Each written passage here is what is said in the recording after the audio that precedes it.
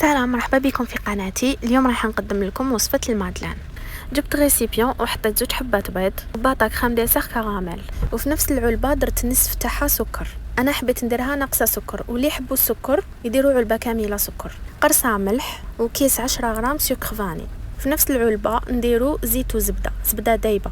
نخلطوا مليح المكونات بالباتور ولا بفوي، البيض والكريم ديسير والسكر، ومن بعد نزيدوا العلبه تاع الزيت اللي مخلطه بالزبده، ودائما نعبروا بنفس العلبه. فوالا نزيد دوك نخلط كلش، نخلطوا مليح حتى يتجانسوا كامل المكونات.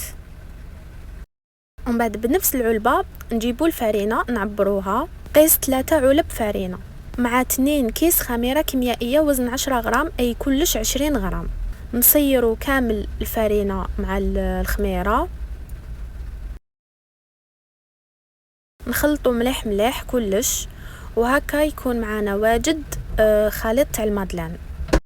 جبت هاد السنيوه كيما راكم تشوفوا بهذا الشكل، يجوا القوالب تاعها هادو عاليين شويه، وجبت لي كيسات تاع المادلان يجوا طالعين، حطيتهم بهذا الشكل. ومن بعد بديت نعمر في لي كيسات.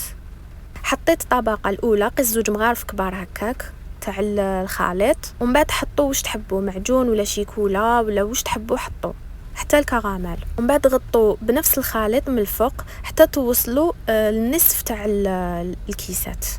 خلوا لهم ليسباس باش يطلعوا، على خاطرش كي يطيبوا يطلعوا. وحطيت من الفوق للتزيين لوز ايفيلي. فينالمون انا الكميه اللي خدمت بها خدمت لي 9 حبات مادلان، بصح ما شاء الله يجوا كبار وهايلين. طيبتهم من تحت على درجه حراره 200، ومن بعد شعلت لهم من الفوق باش حماروا بهذا الشكل.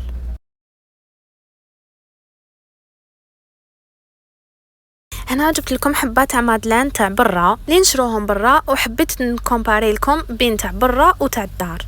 وتاع الدار خير، ماشي غير في الشكل، حتى على صحتنا. وهنا قسمت لكم حبه باش تشوفوا كيفاش جات من الداخل، هنا كانت مازالها سخونه. بصحتكم.